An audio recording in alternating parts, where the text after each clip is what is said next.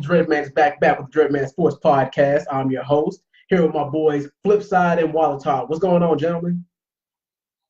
Not much, man. We're doing well. It's good to have a victory for my favorite team, the Niners. Flip, how do you like you, man? It's nice to have a team that's 1-1, Flip, right? Yeah, man. Just having a win this year. Having a win. It's amazing having a win this year. Dreadman, what you know about that? Well, right now, the Steelers locker room is all but imploding. And I'm gonna tell you this, before we get really in depth, with the Steelers and how disappointed I am in them. I've said this time and time again. The Pittsburgh Steelers' worst enemy is the Pittsburgh Steelers. And I can't stress it enough because you know how they say that wars are won before you even step on the battlefield, or when you're watching boxing, like fights are won or lost before either opponent steps in the ring. You can pretty much say the same thing with the Pittsburgh Steelers. You can pretty much say the same thing with the Pittsburgh Steelers locker room, because I don't give a damn. I mean, because because the Pittsburgh Steelers have so much potential to be a championship caliber team. They got the experience, they've got the skill, they've got the talent, they've got the coaching. But I'm gonna tell you one thing that they don't have to make all that irrelevant. They don't have any team chemistry. They have no chemistry whatsoever, and that's exactly why they're losing. They're not on the same page. Not only are they not on the same page, hell, they ain't even reading the same damn book in the same damn library. And if they don't get it together, they can forget about winning the AFC division. They can forget about the playoffs, and they can damn sure forget about the Super Bowl. It doesn't make no sense. I mean, like, what's going on with them right now, it's almost like having, like I said, it doesn't really matter how much talent you got if you're not executing or if there's no team chemistry. Hell, that's like me threatening to shoot you and I ain't got no bullets in my gun. It's just like having a bullet with no gun. It's like having a gun with no bullets in it. It's not threatening. You might be able to threaten somebody, but you ain't gonna kill a damn thing. Y'all understand what I'm saying? Yeah. But still, I mean, yeah. I was gonna say, I never would have thought if you were to line up all the teams in the AFC South, and if you were to tell me, pick the most dysfunctional team going into Week 3 in the AFC South, the Steelers would be the last team I would pick. I mean, you're more dysfunctional than the Bengals and the Browns right now. Yeah, and that's saying something. And like, I guess if you're a Bengals fan, you're happy because everybody in the AFC North lost. So, yeah, that's saying something right there. But the AFC, I mean, the thing is, it's unpredictable at this point. I mean, what the AFC is doing. And let me just say something right quick. Let me give some props to the Jacksonville Jaguars right quick, because that's one of the games of the week that I actually called. I called that one. I gave it to the Jags by 3, and they won by 11. It was 31-20, something like that. What was the final score? Hold on, let me see. Yeah, I mean, when was the last time that you seen Tom Brady get eaten like that? Not anymore, man. No, I mean, he did, but he didn't have he didn't have any turnovers. I mean, it was just Bortles, man. He came up and pulled a rabbit out of his ass and played well. I mean, obviously, we got guys like Danny Cole making one-handed grabs from the sidelines. Going to help you out a little bit. I mean, they didn't even really have much of a run game going. It's still just out. They just still outswung Brady. Yeah. I think it's basically like, I was just surprised. I didn't expect Braun to get shut down like that. But I gotta toast to Jalen Ramsey for basically walking the walk. Yeah, and you're right. It looks like no Leonard Fournette, no problem, because it seems like Blake Bortles, he really did step up. I mean, where he was lacking. And like I said, I mean, the defense really did do their thing, because the New England Patriots are known for scoring at least 24 to 28 points a game. And they shut them out. Didn't they shut them out in the first quarter? Yeah, I think so. 14. Yeah, 14-0. Yeah, I mean, wow. That speaks volumes. But then again, it was at home. I mean, and the thing is, if you'd have told me like that the Jags would be a top caliber team in 2018 a few years ago, I mean, I'd probably laugh at you. I mean, because they did a complete 180 from what they were. I mean, and the Jags have always been known for their defense, but it's just like they never really had any. The thing is, they've been known for the defense and for their running game. They just haven't had anything else to set them over. And it also depends on which Blake Bortles shows up too.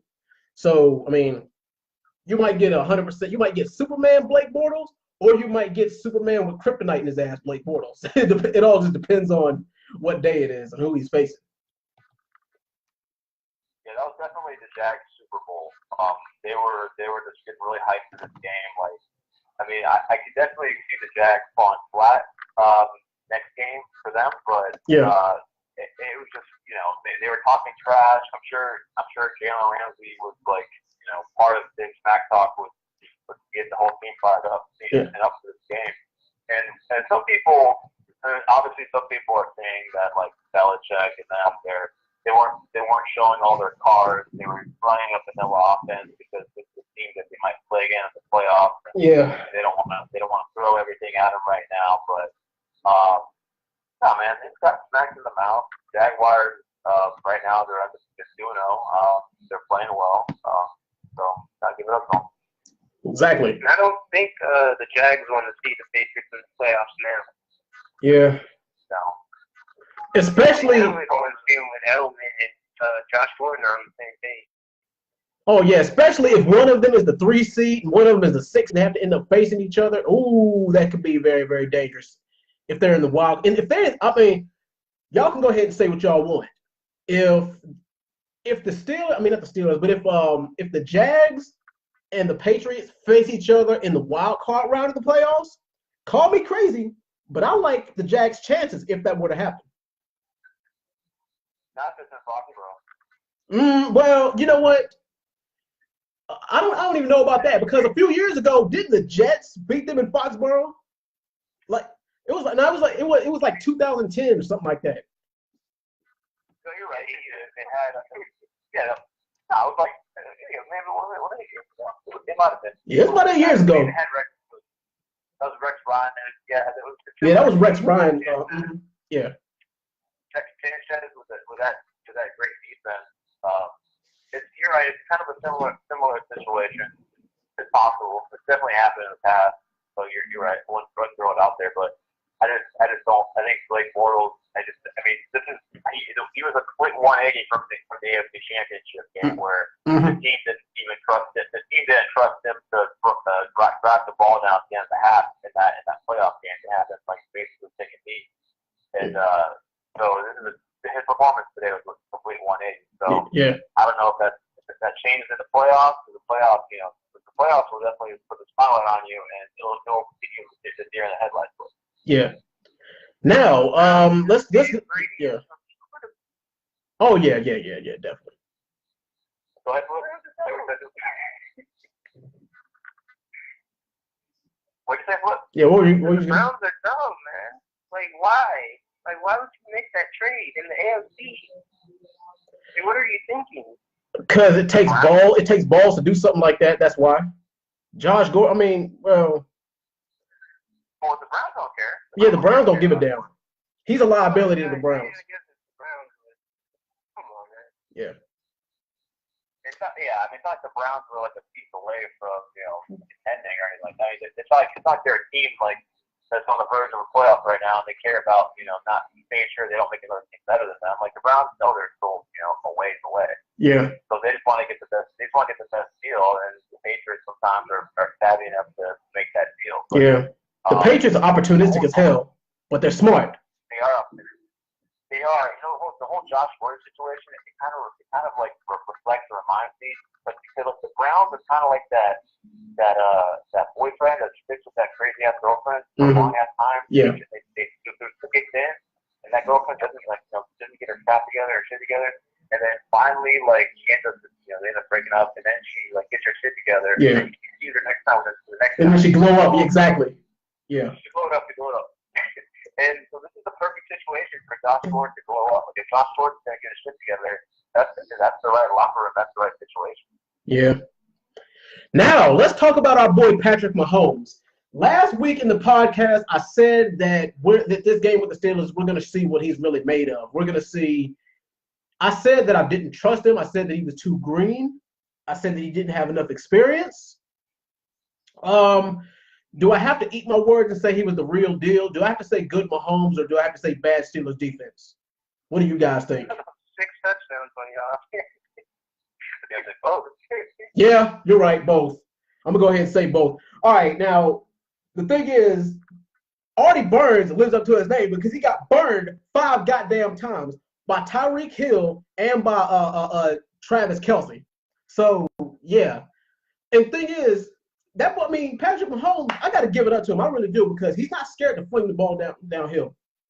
He really is not scared to air it out. And I think they only turned the ball over once, and that was just by a fumble. Yeah, they turned the ball, out of that entire game. And I have to say, the thing is, would you give the Steelers and Chiefs game of the week just because of how back and forth it was? Yeah, because Ben came to play too. I can't deny the game. Yeah. The football team. And I'm gonna tell you what it was. Last week, everybody was like Ben didn't show up. This week, Ben showed up, but the defense didn't. You know, I can't do the Steelers and the Chiefs game of the week because they got another one. Yeah. What was the game of the Flip? What was the game of the week in your opinion? Oh, okay, we're going to game of the week. Okay. Uh-huh. My game of the week is I think it's the Vikings Packers. Oh. A lot of people say that they don't like the ending of that game, and the thing is, take it from somebody who took a draw to the goddamn Browns in the first week.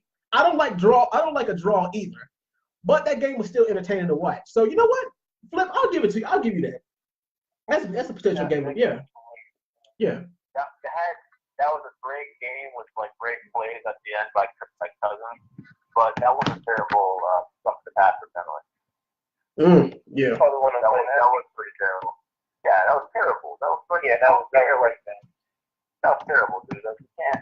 Like, I don't know what football is anymore. I don't know what tackling is anymore. Like, you can't do that. Can you do that now? Like, that was like bang bang. Like, there's no way. Like that. I think the Packers. The Packers got robbed, but it wasn't still a good ending. I agree with you. What the hell is going on with these kickers, though? Oh, man. I think a kicker is probably like the worst position. The thing is, everybody's like, oh, my God, you're the kicker. You've only got one job. Yeah, but in recent years, especially in the past 4 years, do y'all have any idea how hard it is to be a kicker, especially when the game is on the line? Yeah. It is very difficult. Their job is very, very difficult, especially when you have 10 men like literally charging at you full force trying to block your kick, and when you're doing it from 40 or 50 yards out with only 3 seconds left on the clock, yeah, the pressure is on you if you're a kicker, especially if it's a tie game, if you're within inches of winning or losing. So yeah, the kickers get a lot more BS than they deserve, but then again, I understand why people are harder than kickers because everybody's like, well, kickers only have one job. But still, the thing is, I can understand where they're from. It was, but shout out to Dan Bailey getting picked up on the Vikings. Oh, yeah. Mm-hmm. There's more to be had out there. Oh, man. I think it's 3 in a row, man. 3 in a row. Yeah, that's I would say that you know what? That is inexcusable. I was going to say, man, that's not inexcusable. Nah, that kind of is inexcusable, especially when you have 3 chances to literally put it away. It's the same thing with our kicker, Chris Boswell. In the first week against the damn Browns, we had a chance to seal the game twice. And not only did he miss a kick in the fourth quarter that could have sealed it, he missed a damn overtime kick that could have sealed it. That's what pissed me off about that game the most. Is when the game is on the line, you're supposed to be clutch. You don't miss those kicks. And the same thing happened in the game with the Vikes and the Packers. But that's a weird record to be at. 0-1-0. That's like a strange ass record. You don't see that often. And before we go into most improved team and choke of the week, let's talk about Vontae Davis right quick. Now, the thing is, when I first see this report, Vontae Davis retires at halftime. The first thing that crossed my mind was, wait a minute, you can do that? Vontae Davis, at the halftime of the Bills getting whooped up on, Vontae Davis went to the locker room, took off his helmet and uniform, put on his street clothes, pulled an Eric Cartman and said, "Screw you guys, I'm going home." Then got on that damn bus and left. I didn't even know you could do that. And apparently the NFL said this is going to be some consequences and repercussions. But what do y'all think about him retiring at halftime? What do y'all think about that? Oh, I'm surprised, man. It seems so weird because I mean, first of all, you don't even hear like players retiring during the season ever. Yeah. Let alone during the halftime of the game. But man, and he's only like 30, so yeah. he was still in a pretty good place. But I guess when you're set up with the team, you're set up. Crazy. Yeah, it's the Bills, man. It's the Bills. Come on now. I mean, if you had to pick like three teams that you would probably retire from in the middle of a game right now this season, the Bills would be at the top.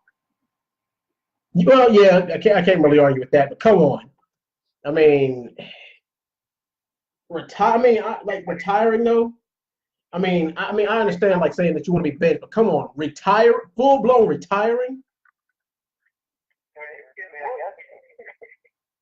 I guess it's better than him going out there and just playing a check, and then I mean, even he's clearing up a roster spot. I don't know what the cap implications are. I don't know if he counts against the salary cap for the full year or whatever. I don't know if they have any wiggle room now. I'm not going to go over any move or anything, but yeah, I think most people would hold on athletes. I guarantee you, I don't know, it might be a slick move. What if he retires and then I don't know, does the Bill still have the rights to him, or can he be picked up? Like, does he have to wait a little while, like Marshawn Lynch? Like, I don't know how that works. Yeah, but wouldn't that be some that would be some WWE type of stuff if he says I quit and then he's back with another team miraculously. Oh, I can see. Couldn't you see like Jim Ross saying, "Oh my God, it's Lavonte Davis! Oh my God, he's back!" Can y'all see some crazy crap like that? Yeah,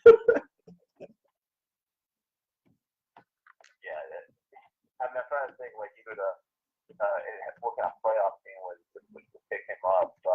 Maybe your Steelers. Maybe your Steelers did that. I don't know. We got enough BS and stuff going on in our locker room. We don't need more. I mean, like I said, Antonio Brown didn't show up to the meeting today. Bell is still holding out. It's unknown if he's going to come back. He's got until week 6 to come back, though. Our secondary is hot garbage, dumpster juice, Big Ben is playing injured. So what the hell do we have to work with? But like I said, we'll get more into that in predictions. But before we go into our predictions, who do you guys have for the most improved team of the week and for the choke of the week? Choke of the week, I have Vikings. It's a choke of the week. Can you call it a choke? Is it really a choke though? They didn't lose. When you miss 3 field goals, yeah. Yeah, never mind. I stand corrected. Yeah. Most improved team of the week. I kind of want to give it to the Bengals. I don't know, but because they whooped on the Ravens. Yeah, they did. And we all thought like, hey, the Ravens defense is going to be a problem for Andy Dalton, and then he just came out swinging the ball to AJ Green like it was nothing. So yeah, I think most improved to the Bengals. Well, Todd, what about you? I want to give it up for my San Francisco 49ers. They had a great showing, week removed from a tough loss to the Vikings week 1. Jimmy G bounced back.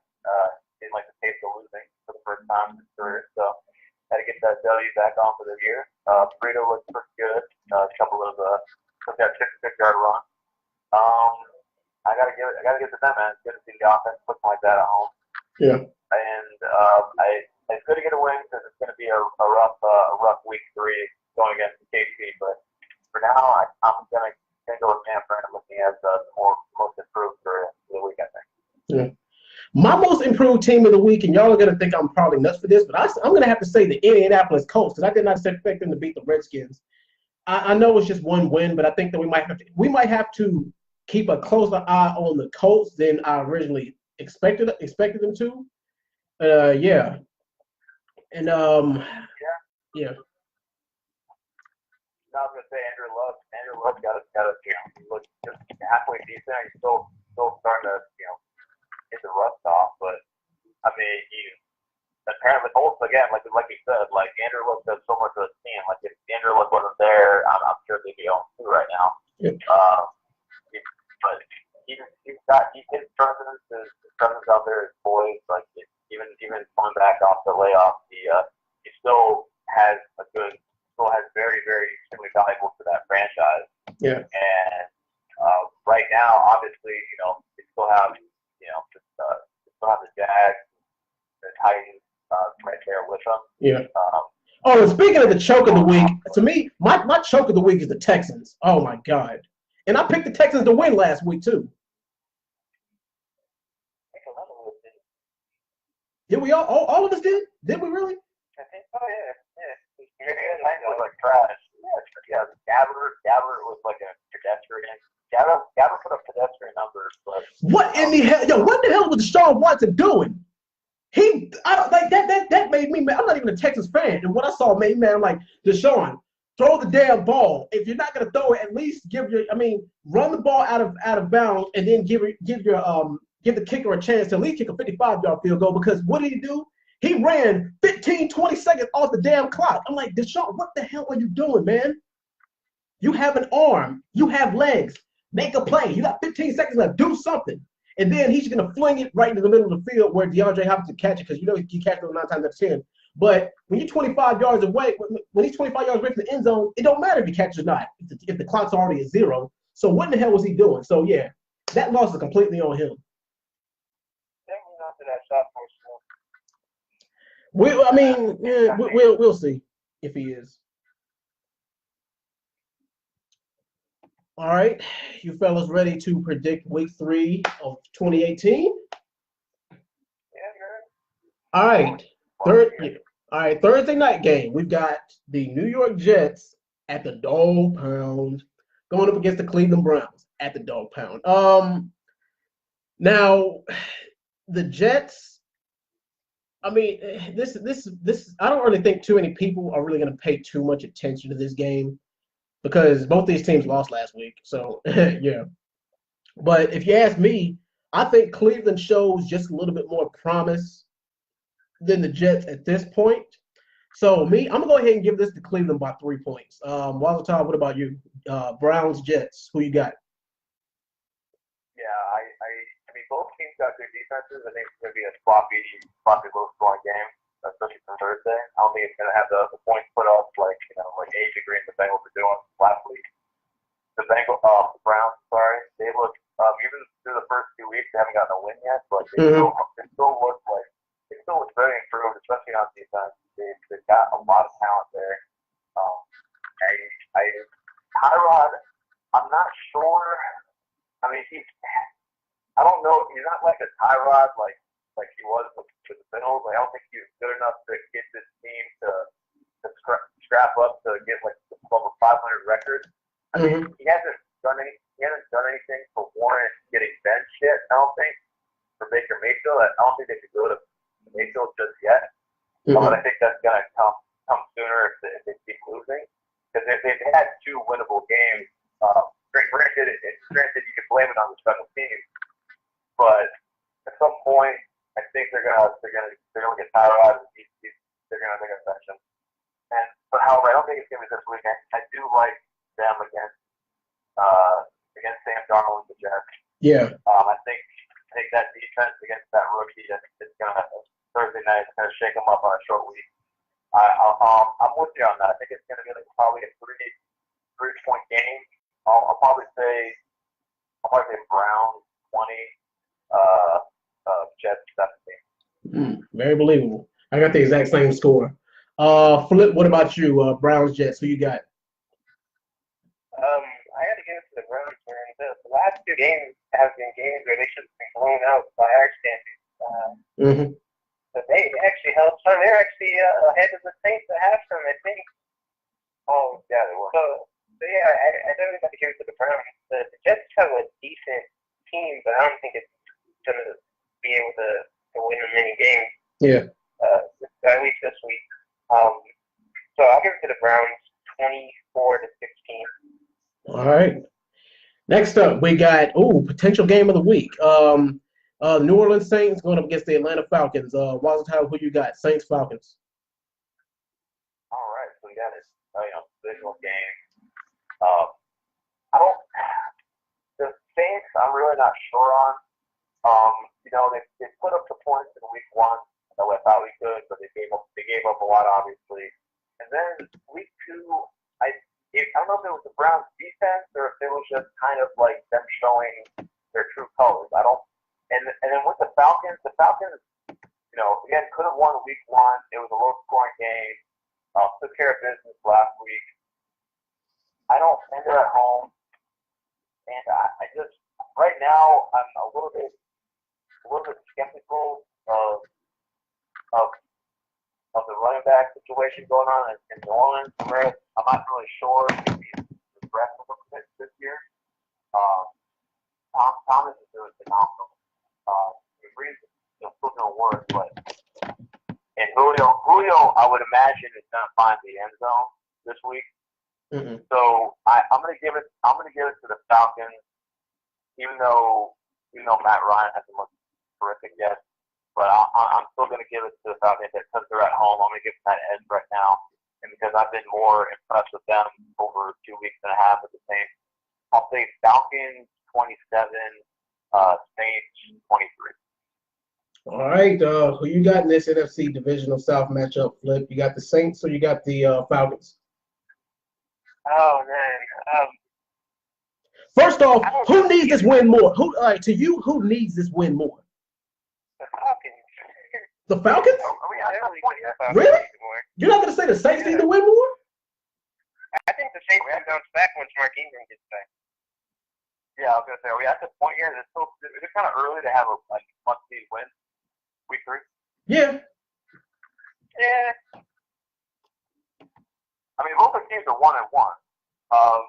However, the Bucks have come out of nowhere, so that's the only thing. That's the only wrinkle in the situation. Like no team was counting on the Bucks game this year. I think everybody except the Bucks in that division is 1-1, right? Yeah. Yeah, I wouldn't say it's a must-win for either team, but I feel like the Falcons need to get some wins under their belt for later on in the season. Yeah. When everybody else kind of fires up. Yeah. We don't really start seeing teams' true colors or seeing what teams are really about until like week 5, when some teams have already had their bye week and some teams have already gone through 1 or 2 divisional games. That's when we start seeing, like around week 5 and stuff like that, when we start to see what teams are really about and what teams' true colors are. But I think the NFC South, I think most of them get their divisional games out of the way pretty early, and that's good. Like the earlier you get your divisional games out of the way, the better it is for your team. But that's just my opinion. But yeah, who you got, Flip? What's your final score for that game? This one's kind of a toss-up for me, but I kind of want to give it to the Saints just because Devontae Freeman is still out. Yeah. Like I was saying before, I feel like they both have similar offenses. The Falcons have a better defense, but yeah, I'll give it to the Saints, 27-23. Yeah, you're right about this team having a similar offenses and similar schemes. I mean, me personally, don't be surprised if you see like a 35-38 kind of score out of this game with, yeah, don't be surprised. I'm just saying. With that in mind, I have to say I'm going to give it to Atlanta by 3 points over New Orleans. Atlanta by 3. All right. Next up, we got the Green Bay Packers going on the road against the Washington Redskins. Walter, who you got? Packers Skins. So, Aaron Rodgers was pretty remarkable given how hobbled he was in that game and caving off that defense as well as he could. I'm worried that the injury is not it's not improving. He's essentially he's still playing on it, he's not resting it. I'm worried that it might regress, it might get worse. We'll see. I don't think it's too bad for him. I mean, I'm trying to think if they can get a good enough lead on this, if they should have bench Aaron Rodgers in the second half, but the Redskins have a little bit of talent enough to maybe keep it a close game. Peterson looked it looked really good week one. He want to say he had a kind of pullback week last week. Thompson, meanwhile, has been pretty good, solid for both weeks. Mm-hmm. I'm still, even though they're at home, I can't quite lean on Alex Smith for the Redskins against Aaron Rodgers yet.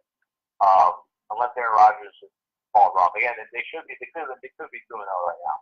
But hey, So they lost to the Colts. Yes, you're right. No, you're right. Absolutely. That's the only thing. That's the only thing that throw me off. You're right. After that performance against the Colts, I'm a little bit scaled back. I think I overreacted a little bit to how well they performed week one. Mm. So I'm going to lean. I'm going to say Packers in this game. Packers 24, Redskins 17. All right. Flip, who you got? Packers Skins.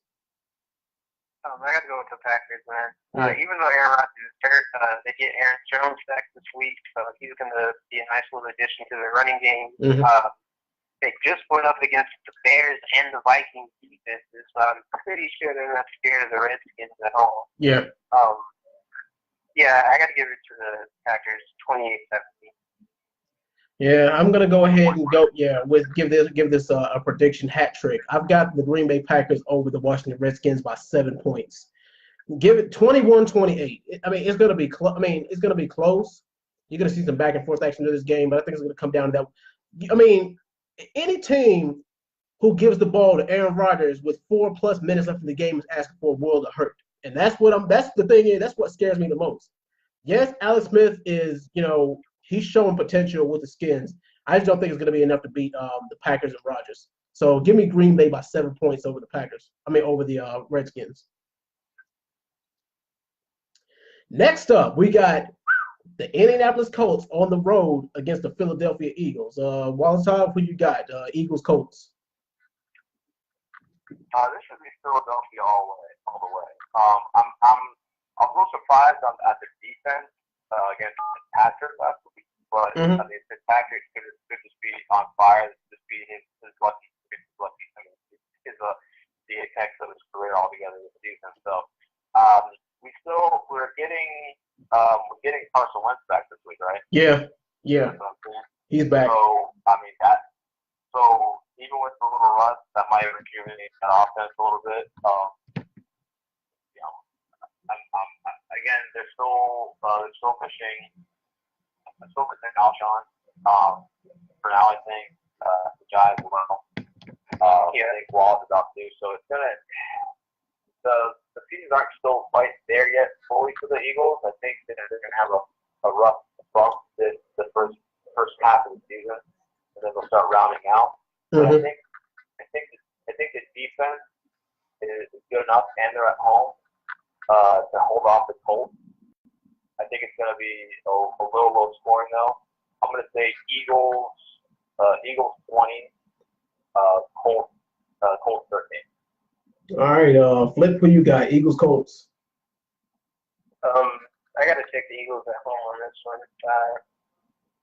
I think Wentz is going to be fine. He might be a little rusty, like Rod said, but he still has Zach Ertz out there. I think he still has Aguilar out there. Corey Clement's not a bad running backup, so I feel like their offense should be good enough to carry this game. I'll give them 23-13 over. Yeah. Once again, I'm gonna have to do a prediction hat trick with you guys. I got Philly by 6 over Indianapolis in this game. Andrew Luck has shown glimpses of his former self. But the thing is, it's just that Indianapolis defense is still just not clicking. It's still just not there. And as good as Luck and whatever little weapons he does have left, it's not going to be enough to beat Philly at home. So give me Philly by 6 over the Indianapolis Colts. Give me 21-27 Philly. All right, next up, we got the Buffalo Bills on the road against the Minnesota Vikings. Walter Tom, who you got? I have a feeling this is going to be another hat trick. Mm-hmm. All of them. Yeah. This little hunch. So Cousins has looked pretty phenomenal. He's playing pretty well. Despite it's been an upgrade at quarterback for him. Dalvin Cook, didn't have a great game, but I think it's still going to take a little bit of time for him and Cousins to click, and I think this is a team right now to get it clicking. The Bills locker room, I don't know what they're thinking right now with the retirement. Yeah. So I don't know what kind of I'm not sure what kind of chemistry or what the atmosphere is like in that locker room.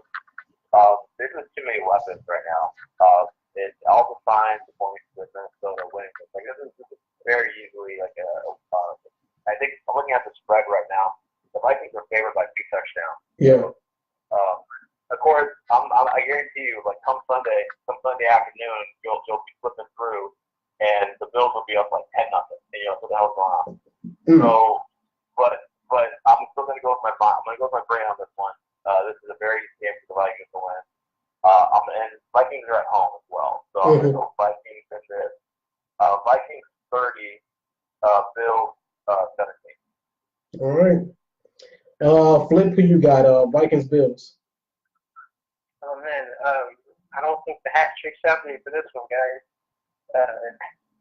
Josh Allen, man, he was looking incredible up there for that second half of that game, man. And Chris Ivory was running like a madman. Yeah. Chris Ivory. Yeah, man. Chris Ivory's replacing McCoy back there. Oh my God.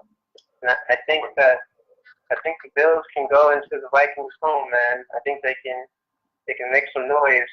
I think it's gonna end up being Bills like I'll give them 14 points and the Vikings 28. All right. That was interesting, but still, despite what I mean, like the thing is, you got like I said, despite what happened with Minnesota last week. I mean, come on, they're facing a team that's below the caliber of the Green Bay Packers. And Buffalo, yeah, we know what happened with them. They got demolished. There's no chemistry there. They're not clinking on no cylinders. And the thing is, they come on, for God's sake, they got Nate Peterman. So that right there should tell you all you need to know. So don't be surprised if you see. I mean, I've already predicted this game. I gave my prediction. I'm giving it to Minnesota by at least 12 points. At least 12. So yeah, but don't. I mean, if it's an 18-point game, 20 points a game, don't be surprised. And like I said, Minnesota's at home, and like they're hard to beat at home. So yeah, give me Minnesota over Buffalo by 12 points. Hey, who do you guys think the worst team in the league is right now? Buffalo Bills or the Arizona Cardinals? Oh man. The Bills, man. At least the Cardinals have David Johnson. Yeah, at least they got David Johnson, Larry Fitzgerald, and old Larry Fitzgerald. But still, I mean, yeah, right now they are probably the bottom 3 teams in the league. So yeah. All right, but next up we got Oakland Raiders going on the road against the Miami Dolphins. Wazatov, who you got? Well, the Raiders didn't look that bad against the Broncos, actually. That's a lot better than I thought they would. Mm-hmm. Broncos stole one from them. Meanwhile, Miami was solid overall, I guess you could say. Tannehill's been, pretty good after the layoff, a year ago. And I don't know. It's interesting. Carr bounced back, had a better week 2. I don't know if they're trending in the right direction. If they're starting to kind of get things together, or if they're starting to shape it up a little bit. But right now, I think Miami's like I think for them they got this is a game I think they have to win. And get 4-0 and just put a little bit of pressure on the Patriots right now. Like a little bit of pressure like on the Patriots. You go 3-0 and you get a little bit of a head on them in that division. I think this is a very winnable game for them. They're at home. They Kenny Stills been playing pretty gonna go with my heart on this one. Former team. I'm gonna go with the Miami Dolphins in this. It's gonna be close. I think the Raiders are starting to get things together and really starting to figure out weapons. And the offense is starting to get together with the guys on the team. I'm gonna go with Dolphins in this 24 Raiders 19. All right, Flip, who you got?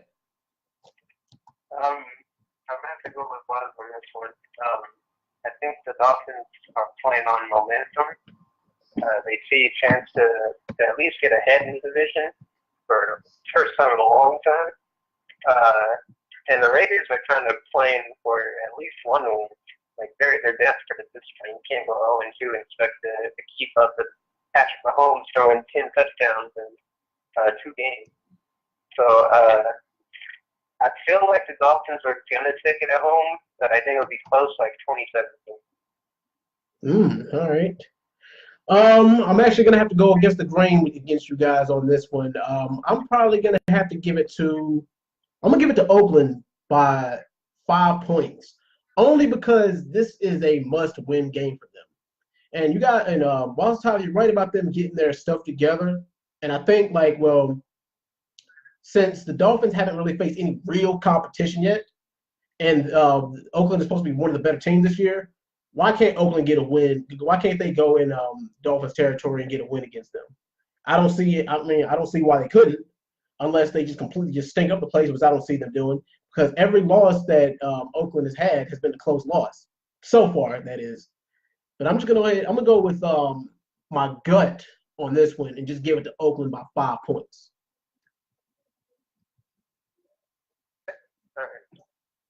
I can see that. So I think it's a close game. I think Oakland plays better than people think. Yeah.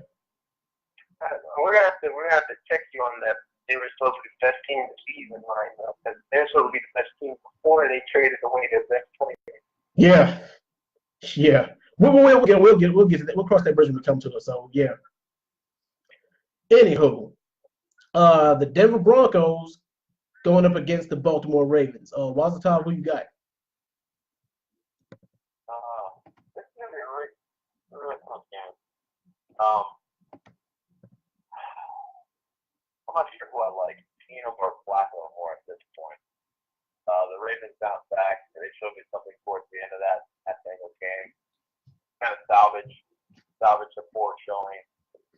John Brown, low-key, has been a really good pickup for him this season. Playing really well. However, Emmanuel Sanders had a resurgence with Case Keenum back. Mm-hmm. So I like the Broncos offense a little bit. Running game, like a little bit of a toss-up right now between both teams. I like the Broncos defense more than the Ravens defense. I think it's still both good defenses, so I'll get the Broncos. I guess this is gonna be a low scoring game. I'm gonna say I got both quarterbacks, who I trust, even with the defenses. I'm gonna go with Flacco on this. The Ravens are at home. Flacco doesn't play. He plays better, not in Mile High now. I guess Broncos again. So I'm gonna go fully on the home field advantage in this one. I'm gonna go Ravens. Ravens 23. Broncos 20. All right, Flip, who you got? Ravens, Broncos. Oh man, it's Ravens are at home. Yeah. Yeah, Ravens are home. Oh man, that's gonna be close. Both their defenses are pretty solid. I really like Flacco this season, surprisingly. I guess Michael Crabtree and John Brown have revived his throwing career. Mm-hmm. So the problem is, I think Alex Collins needs to get on. He just needs to get on track because he's not a receiving running back. So when they fall behind, he's kind of out of the game completely. And also, you also got to remember that the Denver secondary isn't what it used to be because they don't have Aqib Talib anymore. Do they still have Chris Harris? Yeah, they still have Chris Harris. Let's see. I think so. Yeah. Pretty sure. Yeah, I think they don't have Aqib Talib. They don't have they still got Chris Harris and let's see. Who else is a good secondary for the Broncos? Let's see, Chris Harris, Is Aqib there Talib. Sean Smith? I think so. Yeah. Oh no, he's a free agent. Oh no, he is a free agent.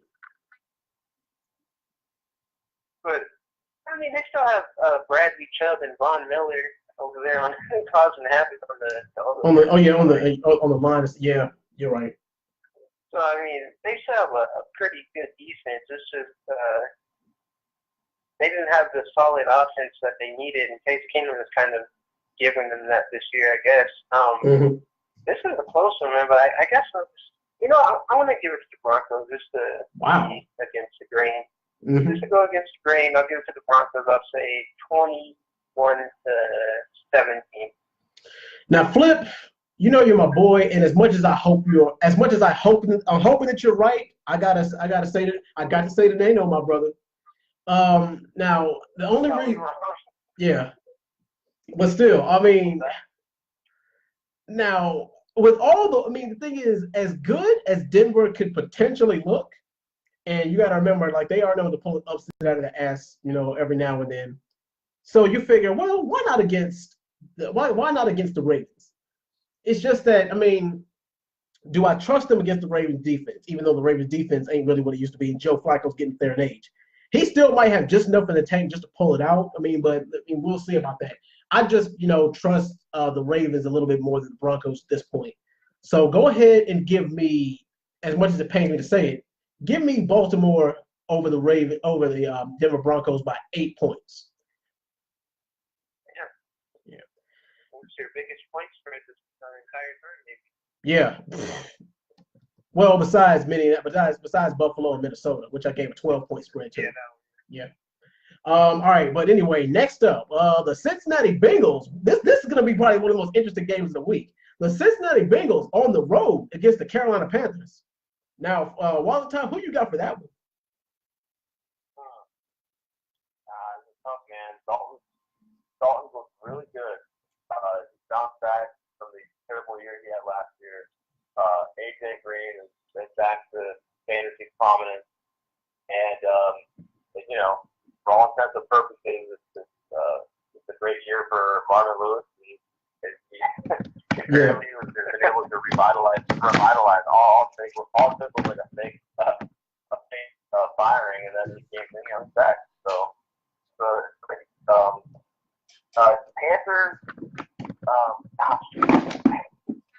that offense is there. The Catholics are picking up the slack on the receiving end.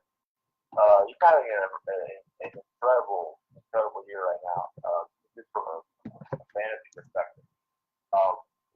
And I don't know, man. I mean, I think when I look at it, going into the season, I would have liked Panthers with their Panthers offense more, but after 2 games, the Bengals offense to me is a little bit more impressive. They're more well-rounded. Mixon's been playing really well. I like Eifert. And Songs look really good, and they're again, they do have a sound defense. I'm going to go with the Bengals on the road in this game. I have to say the Bengals. The Bengals in this game, 26, Panthers 23. Wow. All right. Flip, who you got? All right. Before I go, Waz, you want to reevaluate Mixon's out for a few weeks? Mixon's out. You know what? I didn't do that. I forgot he got injured. Yeah, no Joe Mixon. Oh, yeah, he's supposed to be having arthroscopic knee surgery. Oh, yeah, I forgot about that. Yeah. I forgot about that. Yeah. They saw Bernard, though, right? They saw Bernard, right? Yeah, they saw Bernard. Saw Bernard. No, I'm going to stay with this. I'll stay with that pick. All right. We'll see. We'll see what happens. We'll see if that offense was as good as it did only because Mixon was there. If their offense falters a little bit, then there we go. We know that's the key component. Exactly. But yeah, Flipper, who you got? Panthers, Bengals. I was actually watching the Bengals Ravens game, and surprisingly enough, Giovanni Bernard was better on that field than Mixon when he was up there. He was kind of carrying the team for a little bit, and then AJ Green was getting the red zone. But I think as long as the Panthers can't shut down AJ Green, which I think Bernard can open up the field more for him with the check down passes. I think they have a chance to upset the Panthers at home. But like Waz said, McCaffrey looks good this season so far. And I kind of feel like any team that has a quarterback and a running back duo that can run the option can just steal a game from anybody. And as long as they can get Devin Funchess active in the passing game, I got it close, but I'm gonna have to roll with the Bengals on this one. 24-20. All right. This one, I had to go back and forth with my picks on this one because each team both has something that the other team lacks. So that's something that you really do have to look at. And Andy Dalton is looking decent so far, maybe even above decent because he's got AJ Green, and AJ Green's actually playing like he cares again compared to last season. But I don't think Cam Newton took losing to the Atlanta Falcons last week lightly. I think he might just be a tad bit upset. And Christian McCaffrey, he always plays like he's on fire. I mean, he plays like he wants to be the best running back in the damn league. And I mean, we already know what Carolina's defense can do, and we already know what Cincy's defense can do. It's going to be a matter. I mean, this one might come down to, I don't know, maybe a turnover. I mean, it also depends. Whoever does a better job of holding on to the ball, not coughing it up, and of course, third down conversions. But that's with every team. But me personally, I'm going to give it to, just because they're at home, I'm going to give it to Carolina by a touchdown. Carolina by 7 points. If I had to pick a final score, 28-21. Hell, you might even be able to say 28-24 in favor of Carolina Panthers. It's still going to be close within that 7 to 4 point range, maybe 3 point range. But yeah, just give me Carolina by a touchdown. All right, and then we got another interesting game. Both of these teams lost last week.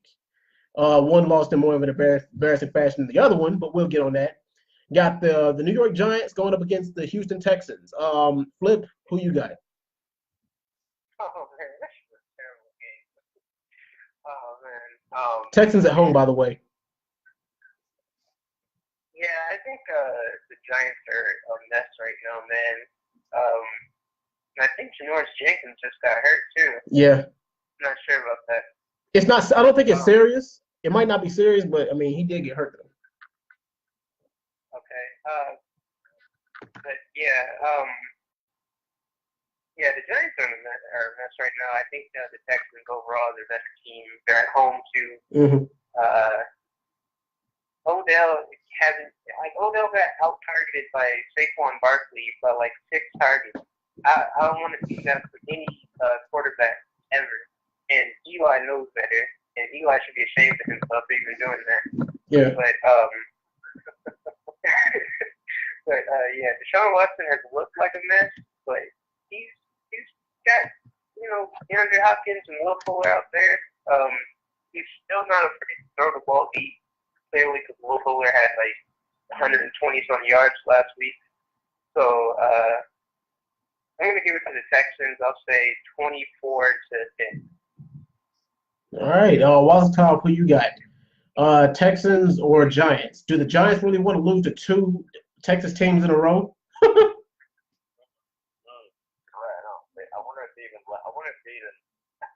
guess it's just stayed there, but I don't know. They probably do that. They'll probably come back up on Friday, but Yeah. I just can't get that image of Eli Manning that's out of my head. Where it looks like he's seen a ghost. Yeah. Seems like he's seen a damn ghost. And now he's got I don't know. I think I'm saying Clowney is questionable, but I mean, if that defense, the Cowboys, that defense should. I mean, this defense should have even worse. I think Flip said, I think it was a terrible game. I mean, granted, there's stars on both sides that I like, but Texans aren't clicking as well as I thought they were. Yeah. Miller's looked better. Miller's looked solid. I guess right now I'm gonna go with the Texans because I like them at home. I think top and bottom I like them better overall on both sides. We go Texans 20, Giants 17. Let me go ahead and just say this. I don't know if the Giants linebackers get drunk before every game because they missing tackles like crazy. I don't know what the hell's up with them and missing tackles, but come on now. In Houston, they actually made it a damn competitive game against Tennessee, which really they should have won had it not been for two key mistakes. And you guys already know which mistakes I'm talking about. But they're going up against the Giants. And Giants, like right now, I don't know what it is with them. They just can't, they're not clicking. They don't have it together right now. And the thing is, it makes no sense. They should be a better team because they actually got weapons. And Eli, as good as Eli is, it doesn't make any sense to see him go out the way he is. And he's only got like another year or two left in the league anyway. And provided that Houston and mainly Deshaun Watson clean up the mistakes that they made last week, they should win this game pretty handily. So go ahead and give me the Texans by 9 points over the New York Giants. 30 to 20.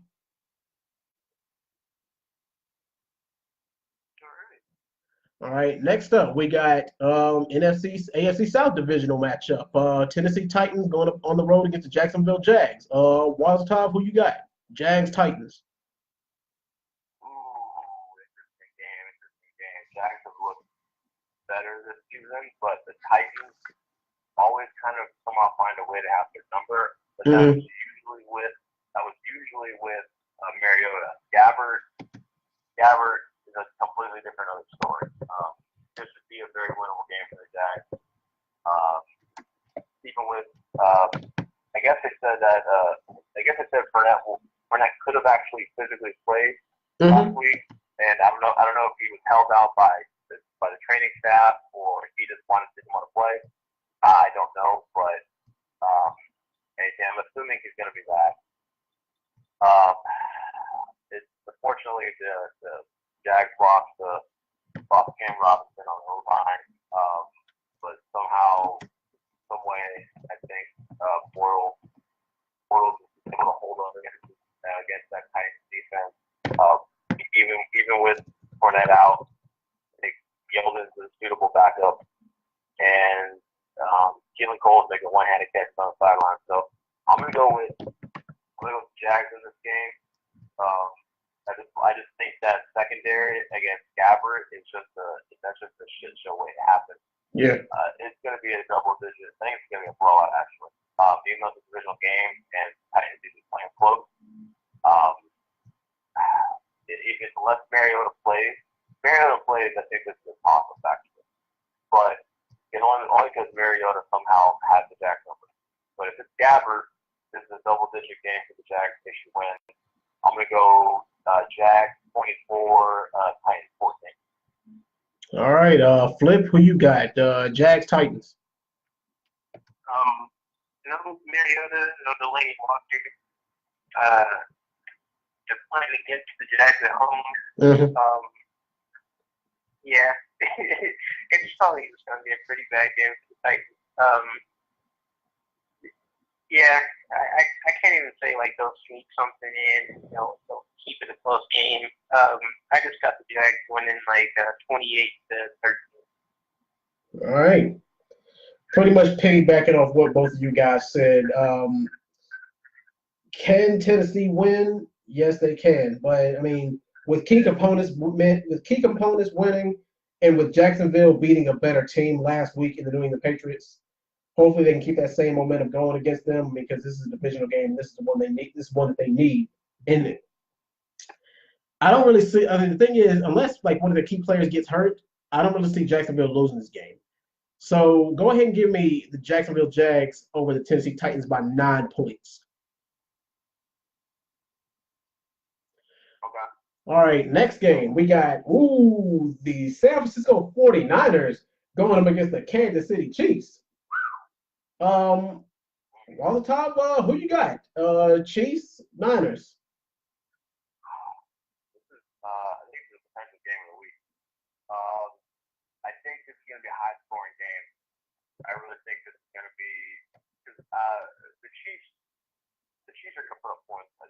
best offense. I think who do you think's the better offense? The Chiefs or the Rams right now?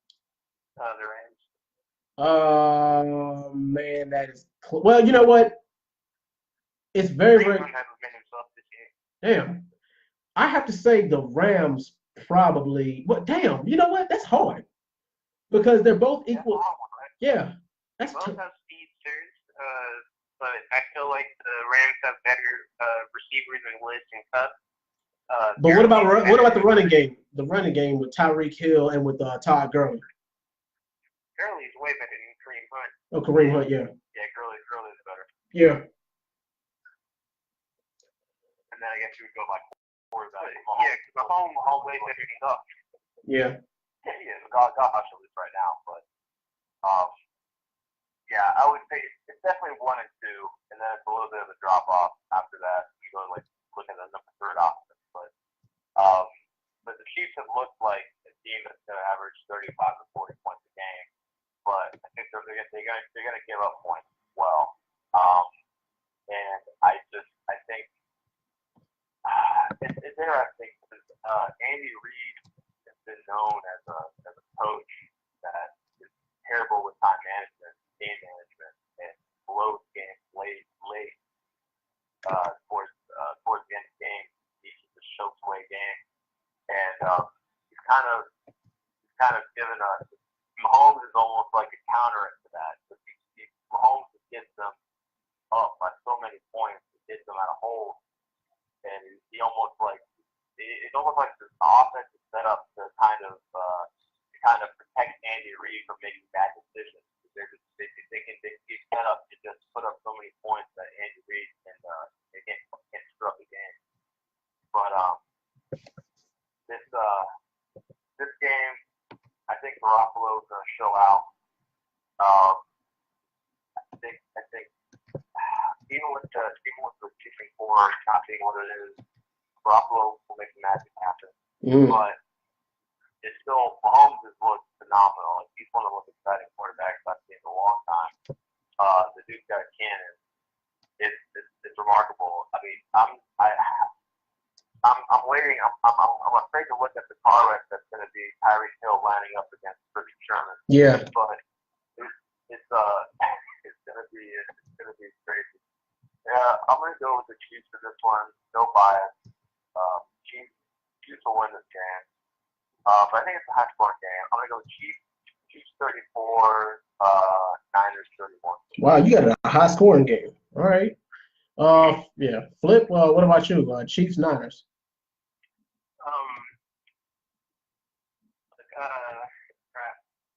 The Niners are at home. No, they're away. Oh man. Arrowhead. It's an Arrowhead. Yeah. They're at Arrowhead. Yeah. All right. So that's gonna be really loud for Jimmy G. Kittle look good, man. They just don't have anybody else to take the heat off. I mean, Kittle is like their number 1 receiver right now. It's kind of sad because he can do it. It's just there's nobody else. And Jared comes, I don't know if he can step up. Breida looked pretty good last week. Alfred Morris actually looks better than was. I was a surprise. Yeah, I don't think. It all depends. I think it depends on if, like what I said, if the Chiefs can get going in the first half, then it might be a nightmare for the Niners. But I feel like this might be the week that Richard Sherman can hold Tyreek Hill. I have this strange feeling like at least they'll give him enough help and they'll be able to contain him. As long as the 49ers is so pressed on, they'll be fine. Andy Reid for the last 2 weeks has almost given up 2 games. He almost gave up the lead against the Chargers, and he almost gave up the lead against the Steelers too. So 49ers have a winnable game. So I might have to go with the 49ers on this one. I feel like they exploit that defense. And now hear me out, because first week the Chargers exploited like the fuck out of that defense. Like we had wide open passes.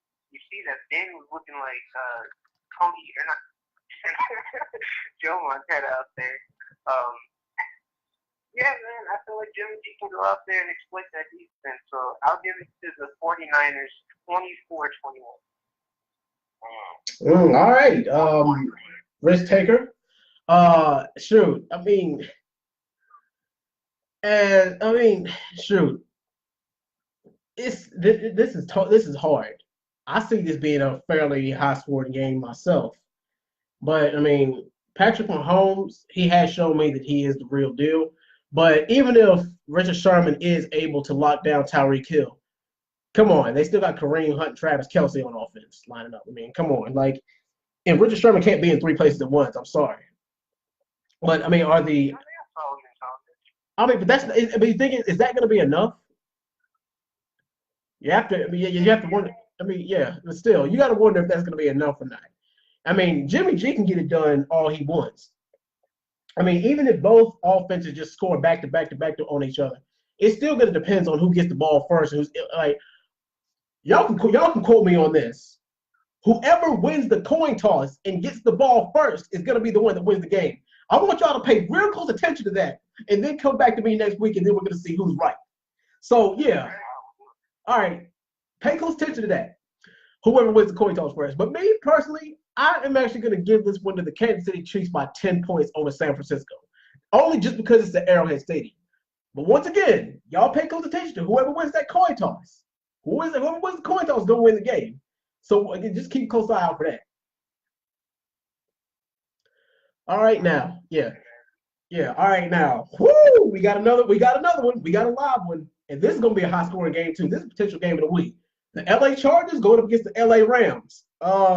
Volatile, who you got? Rams, Chargers. God, you're right. This game is phenomenal. Yeah. This is a really, really good game. Yeah, this is right. Probably is the game of the week and a high scoring game at that. Mm-hmm. Both teams got good offenses. Both teams, defenses don't. The defenses are good too. That's the thing. That's just like, I don't know if it's going to be a high scoring game. It's going to be like a really competitive, mid to high 20s game. Mm-hmm. Where offense is quick, but it's not like too high scoring. Both teams got good defenses as well. So I guess I would say I maybe trust the Rams special teams a little bit more than the Chargers. And I'll say this. I think overall, I don't know. I think I'm curious to see if Phillips also holds up against this defense. Mm-hmm. More off against that Chargers defense. So I'm going to say if Phillips Rivers can have a pretty solid game with no turnovers. I like the Chargers' chances in this, but I need to see how he looks against that Rams defense. That front seven. I'm leaning the Rams in this game because that offense looks really phenomenal. Yeah. But you know what? This will be a high scoring game. I'm going to say Rams 28, Chargers 27. All right. Got it close. All right, Flip, what you got? Rams, Chargers. That was for LA. Yep. Finally get to see it. Man, I really want to have hope for the Chargers this game. We don't have Bosa, but Derwin James has been that key factor for us on defense. I'm really glad we got him. We get Travis Benson back on that. Yeah. But man, I feel like this is gonna really rely on Phillips. If he can stay hot this game, and because the run game is gonna be terrible. I can already tell you that we're gonna be checking down the Melvin Gordon and Austin Eckler. Oh yeah. I'll try all kinds of trick plays with Travis Benjamin in the backfield. We need Keenan Allen to come out but that offense for the Rams is kind of crazy. I think Casey Herter can contain Brandon Cooks, but yeah, it's going to be a high scoring game, and we might fall behind. But yeah, we can keep up with the Rams. I feel like maybe we can win this, but I'm probably just going to be on the realistic side and say the Rams beat us 34-28. All right. A part of me kind of did want to pick the Chargers just to kind of go against the grain, especially since they got potential. But the Rams right now are probably the most dangerous NFC team.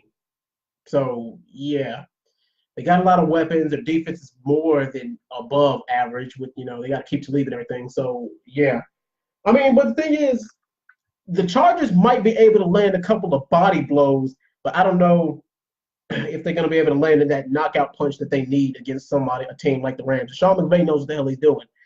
Hopefully, he studied the Chargers tape, and hopefully, he studied where the holes in Philip Rivers' games are. Because I mean, in the Chargers, it kind of doesn't really matter whether they're at home or away games because the Chargers are known for throwing away leads if they get them. It seems like they're better at playing from behind than they are playing with the lead. They're more likely to choke than they are to play from behind. But still, me as I'm gonna have to give this one to the Rams by 12 points over the Chargers. All right, next game we got the Dallas Cowboys going on the road against the Seattle Seahawks. Walter Tom, who you got? Man, Dallas really gets out on getting Josh Gordon. I was curious when they said Josh Gordon was potentially interested or traded with Dallas or Niners. Mm-hmm. I thought him and Dallas might be interesting. Like if gonna get back in a legitimate weapon, but I guess we're gonna see what's gonna happen with New England. Yeah. With this game, I mean, I don't know what to think. I don't know what to think of either of these two teams. Both of these teams, a couple years removed, were pretty prominent NFC contenders, and now I don't know what to think of either team. Granted, Dallas did get a win last week against their rival, and granted Russell Wilson did what he could against that Bears defense. It's so short. It's just I guess I kind of like Dallas. I kind of like Dallas over this. I kind of like Dallas. Give Dallas on the road. I think they can control the ball. I think what's going to keep them is to keep the ball away from Russell Wilson and just manage it with Ezekiel Elliott and just take it done with that. And I think that's good enough. I think that's good enough to try to beat Seattle, even in Seattle. I'm gonna go Dallas in this game. Dallas 24, Seattle 16. All right, Flip, who you got? Seahawks, Cowboys. Yeah, I'm gonna have to go with Waz on this one. That whole line was terrible. Their defense doesn't look great. Their run game was pretty bad. Russell Wilson's out there struggling. He's throwing it kind of Lockett and some unknown tight end this week. Yeah. This guy came out of nowhere.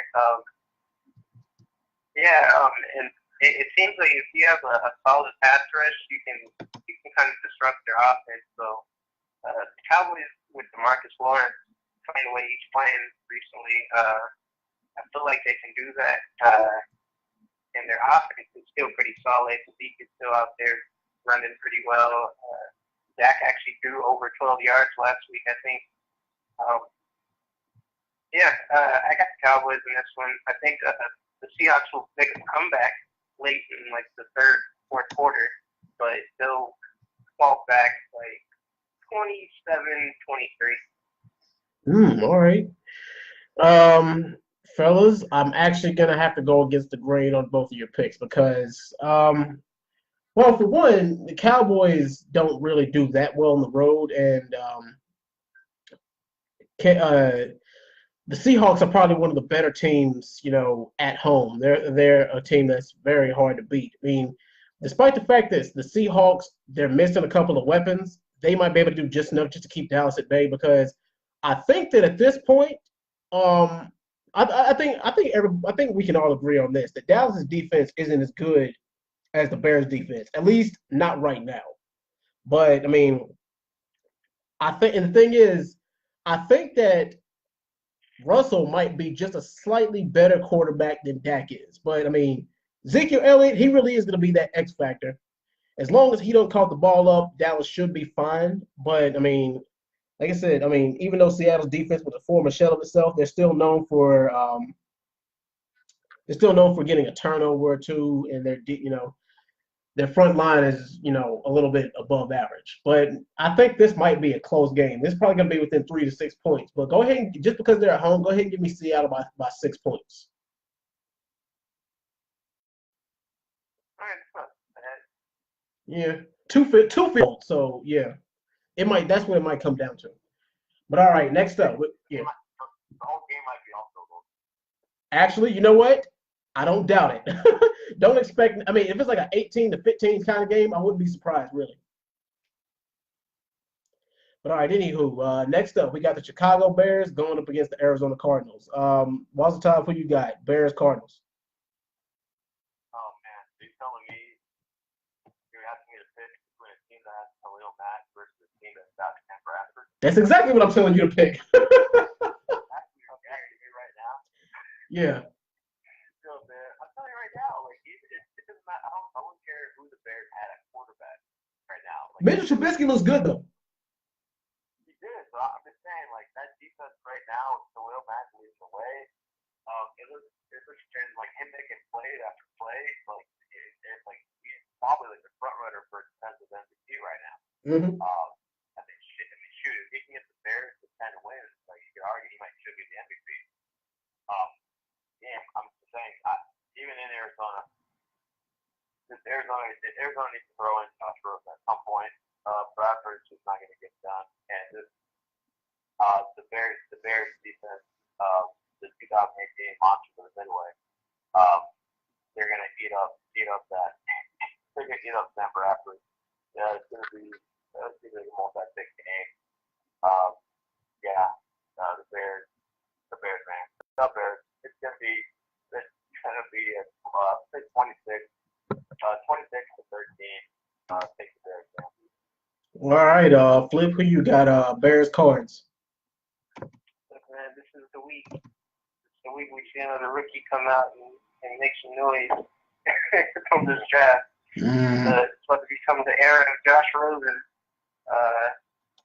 That does happen. I don't know, man.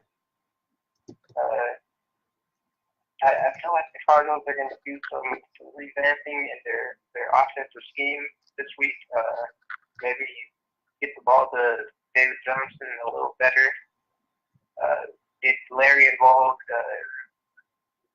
I don't know. I don't think that they'll beat the Bears, but it might be closer than you guys are thinking. I'll give it to the Bears 20 to 16. All right. Looks like this is going to be another hat trick. Arizona hasn't really shown me anything so far, and it doesn't look like. I mean, with the team that's going, head to head already with the Seahawks and with the Green Bay Packers.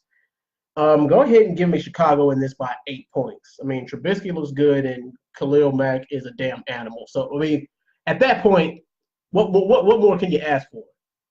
I mean, there's not really much more you can say about that. All right, next game, Sunday night game. We got the New England Patriots going up against the Detroit Lions at Ford Field. Wazatov, who you got? Pats Lions. So this game feels really obvious, but for some reason my spike sense is telling me I think the Patriots get upset in this game. I think the Lions are 0-2. The offense of the Lions started to click in that second half against the Niners. I think that might carry over into this game. They're at home, but they're playing the Patriots at prime time. And the Patriots are coming off a loss. And Patriots rarely lose 2 in a row. Yeah. And it's against Detroit. Detroit is bound, obviously, to lose this game. But I didn't really like I just didn't really like how the Patriots looked offensively, even against great defense, like the Jacksonville Jaguars. Like I really looked at that team, and like I'm looking at that offense, playmaking, the players. I'm like, until Edelman comes back, Mm-hmm. And if you hold Gronk in check, it's really like, it's like really Chris Hogan and Burkhead. And then you got like really Burkhead on the flat. That doesn't really threaten or scare you. I mean, I know Brady makes magic and he makes guys look good and he can make it work with whoever. But at the end of the day, like it's that offense. I kind of like the receiving core that the Detroit Lions have with Tate, what's his name? I think Galladay. I can't remember his name. Versus I think. It's I kind of like that overall receiving core a little bit better, and I for some reason I think they're going to get up really up to this game, and I just think the Patriots are. I don't know. I don't know if Josh Gordon is going to play this week. Probably not. Probably not. Yeah. So yeah, we'll wait and see. But for some reason, I'm leaning the Lions. I think the Lions get up. They're 0-2. This is definitely a must-win for them, and they're at home. I think they get up for the Patriots. I'm going to go Lions 27, Patriots 21. All right. Flip, who you got? Lions, Pats. I'm like completely opposite nuance on this one. I think the Patriots had a really solid game against the Texans defense, and the Jaguars just had the number. The Jaguars didn't have to play them, and Jalen Ramsey had something to prove. Yeah. The Lions looked pretty beatable in supporting Niners, so I'm not really having high hopes that they beat the Patriots. Matt Stafford's over here overthrowing his receivers. It was pretty bad last week, but like Flaw said, I really like Kenny Galladay, Golden Tate, Marvin Jones. He has receivers he can throw to. I just don't think that defense can stop Gronk, and I don't think that I don't even think they have Josh Gordon this week playing, but Chris Hogan should be enough. James White should be enough. Rex Burkhead should be enough just to beat the Lions for sure. So I'll give it to the Patriots 28-20. All right. Now, normally the Lions are a hard team to beat at Ford Field, but everybody knows that Tom Brady don't like to lose. And the last time that they lost 2 in a row was, I think, 2011.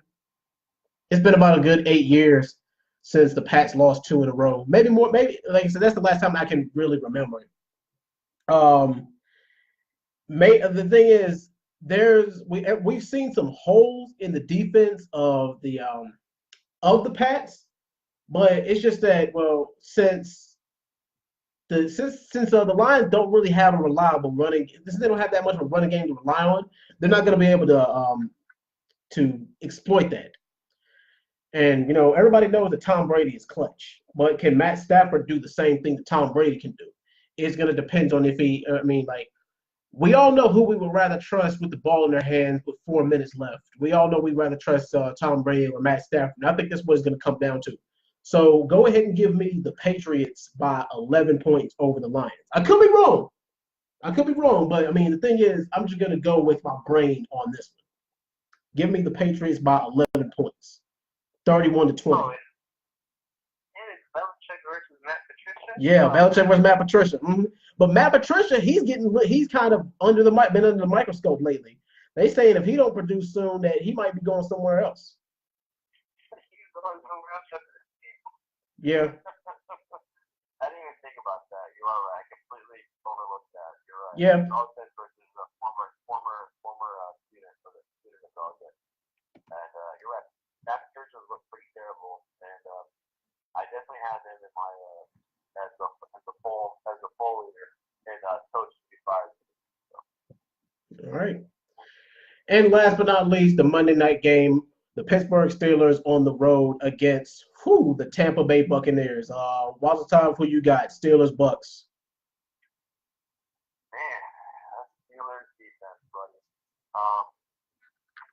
Against the Packers. This is the thing. I expected the Bucks offense to look like this last year. Mm-hmm. When I was like, they got Deshaun Jackson, But Jameis Winston was the quarterback, not Ryan Fitzpatrick. You're right, and I don't know why they couldn't get it done with Winston, because I would have felt like we all would agree last year against Winston was a better quarterback. But I don't know, man.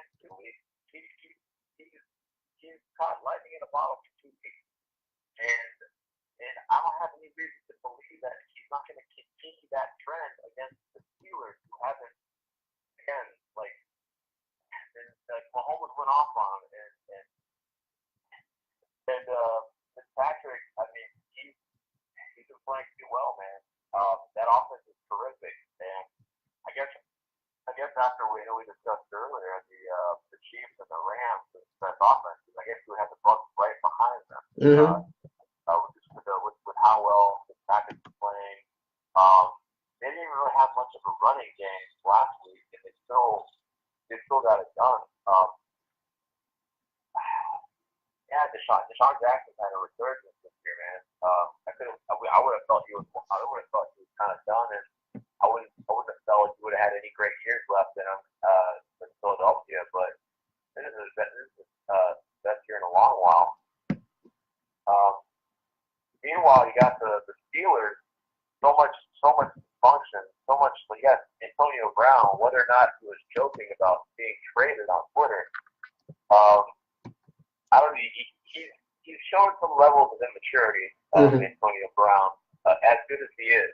Yeah. And I don't know if that concerns you. Redman. Going forward, at some point, it's a little bit, gotta stop. And I don't know, man. If the Steelers go 0-3, now the Steelers, I feel like they start slow. I think they started slow last year. Yeah, because they play best when they play October, November football. Right. So this could be maybe they start 0-3 and then they get everyone to think they're done for the year, and then they come back and they finish off with 11-5 and 12-4. Yeah. But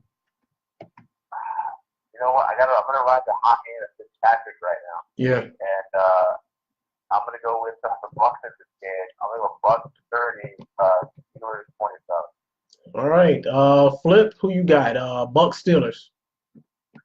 Oh man, the Fitzpatrick train, I guess, is coming along.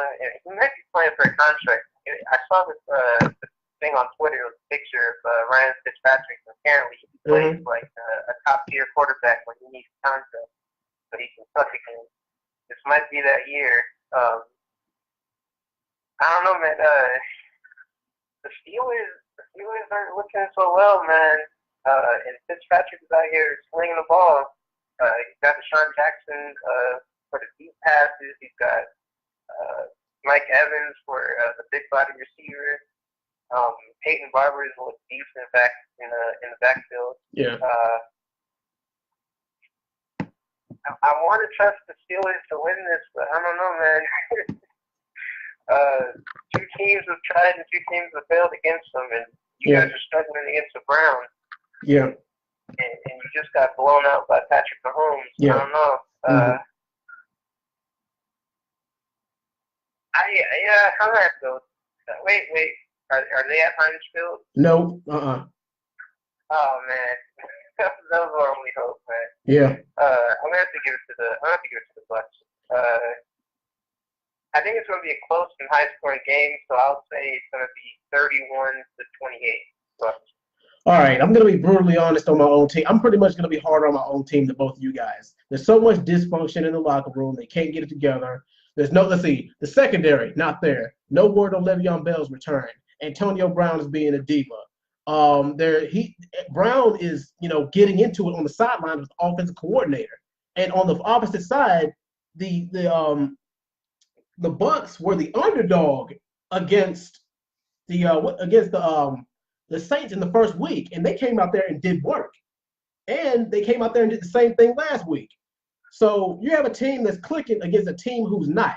And as I mentioned before, a lot of football games are won before they even step foot on the field.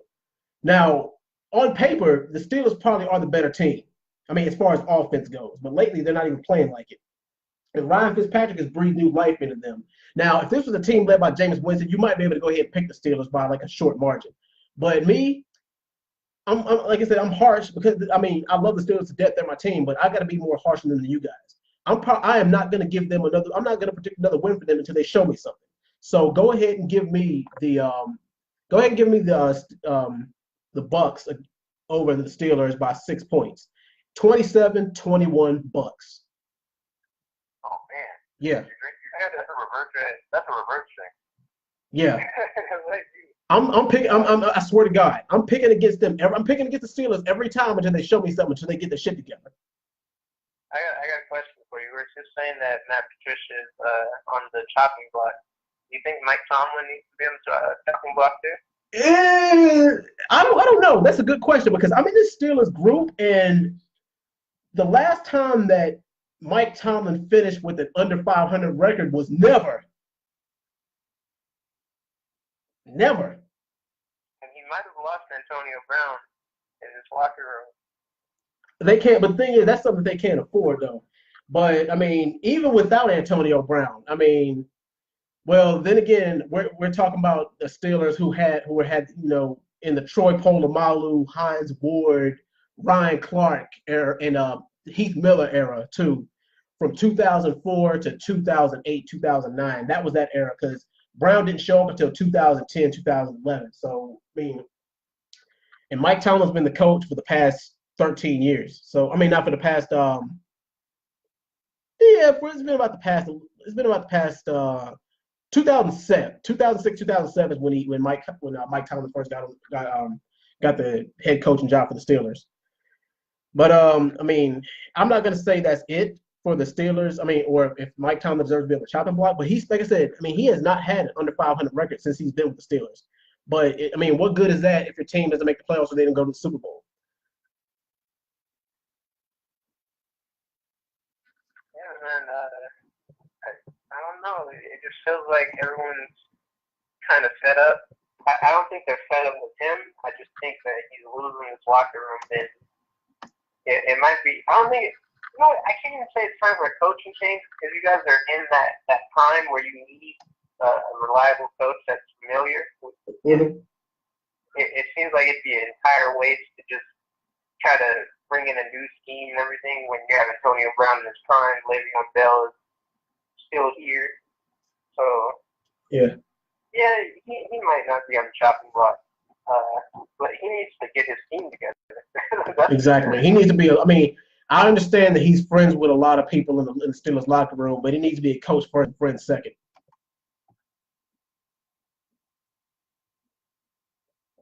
But anywho, guys, you got any final thoughts before we sign out tonight? You know what? I actually have one. All right. Why you convinced me? I think that after seeing Phillips make a quarterback retired last week, yeah. at halftime, I might have a little faith in my team. So I'm gonna change my thing or my score around. I'm gonna say Chargers win 31-28 against the Rams. There we go. You gotta go with your team. Even though I didn't go with my team and Redman didn't go with his team, one of us has to make a really five again and go against the grain.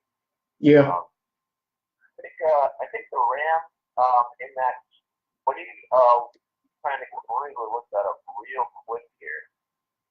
That is the Rams are favored by 7, which I think is too high. I think it's closer than a touchdown. So I would definitely I would get the point for the Chargers on that.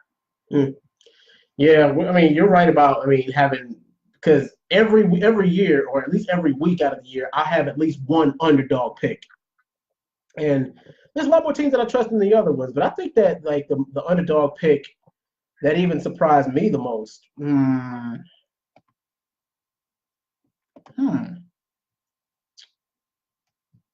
Probably, damn. Actually, you actually picked an underdog. The Bucks are actually not favored against the Steelers at all. That's a surprise. You would know it with the way they're playing, but still, yeah. You unwittingly picked an underdog. That's your underdog pick. Your underdog fuck. They're 1.5 point underdog against the Steelers, but Vegas doesn't trust Patrick yet. 8 touchdowns, 1 pick, doesn't quite buy their trust yet. Yeah. But he's in a contract year, man. Like so good, he's in a contract year. Oh yeah, definitely. You got to think. Oh, one last thing. Fitzpatrick. Let's say Fitzpatrick goes 3-0. Beats the Steelers. Does Winston get traded? Let's see. I don't. That's hard. That's a tough one. Nah, I don't think so. I think that they're going to keep him as a backup because anything can happen. Anything that can go wrong will go wrong in the NFL. Just as they're going to think, oh man, he's going to be a long. Because y'all have to remember, Fitzpatrick is a journeyman quarterback. He's been in the league for 12 years now and has been on 6 different teams. So the thing is, do you really believe that they want to invest in him? I don't know. I think they keep Fitzpatrick if they win, but they still have Jameis Winston as a reliable backup just because he's younger. So no, I don't think so. Yeah, I don't know. Yeah, but the thing is you're never gonna get a better price on Winston than you would right now. I think you sell high on Winston. Obviously you're not investing long term in Fitzpatrick, but I think you gamble on the short term success. Try to see if you can flip Winston to like one of these trash teams that need a quarterback. They might want to convince themselves that they could reinvent Winston and turn him around. Because I want to say Fitzpatrick's shown more in 2 weeks than Winston's shown in the last couple of years. The deadline is week 8. Yep, deadline's week 8. I'd say Bucks are at least 6-2 at the deadline, or 6-1 at the deadline. I say 5-3 at the half during the halfway point of the season. Week 8, they have to finish it by week 8. That means they probably be 6-1, and then they trade. Yeah, if they're like 5-2, 6-1 by the deadline, I think. I think they trade Winston. But my question to you was, what team needs a quarterback, and is Winston better than their current quarterback? Oh, that is a very good question. I'm looking around the league. I don't know anybody who really even needs it because a lot of teams got. I mean, because come on, the Seahawks got Brett Hundley now, and let's see, who's the backup for yeah. Yeah, I can see that. I can see Buffalo. Nah, not entirely. No, I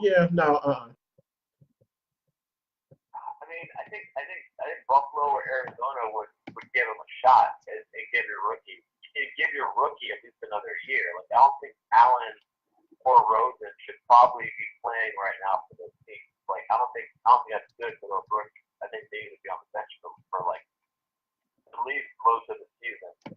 Give them at least like most of the season, and then maybe at the end of the year put them in there. I mean, look what it did for Mahomes. I mean, Mahomes been playing for week 17, and now he's got he's definitely. I definitely think that helps the trouble with quarterback. I don't think either of those is ready. So I think those are 2 teams. I don't know. You're right. A lot of teams don't really have that kind of situation where they need it desperately right now. Yeah. But who knows? Maybe in a couple of weeks, closer to the trade deadline.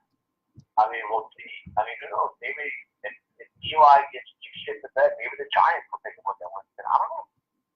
Maybe Aaron Rodgers finally gets that knee aggravated to the point where he has to sit out. You're right. So yeah, you think about it, the Packers are like 5. Let's say the Packers are like 4-2 for something, and they're almost like a game or 2 behind. Yeah. And Aaron Rodgers is out for like 9 weeks. Oh yeah.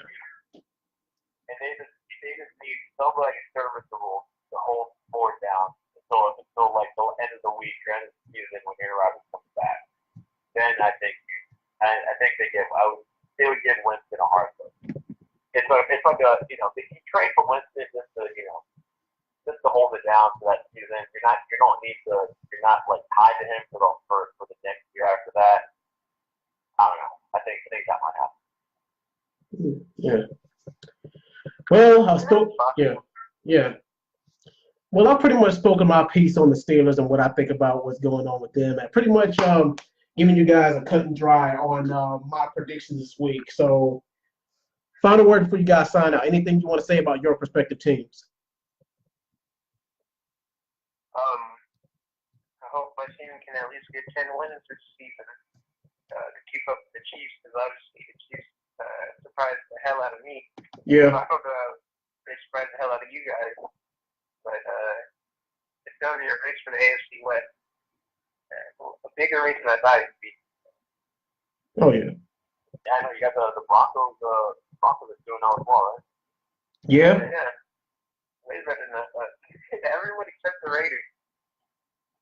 Yeah, the one team that they thought would have stopped actually. Yeah, I'm looking forward to a terrific game with two good quarterbacks in Garoppolo and Mahomes. Yeah, definitely. That game, and then the Chargers Rams. Chargers Rams. Yeah, that's a game of the week right there. Yeah, those two games right there. I'm really excited to watch. Yeah. Well, anyway, that'll do it for week 3 of our podcast. I'm your host, and Flip Wazatov. Thank you guys for coming by, and we will see you guys next week. No problem, man. All right, peace. All right, take it easy, guys.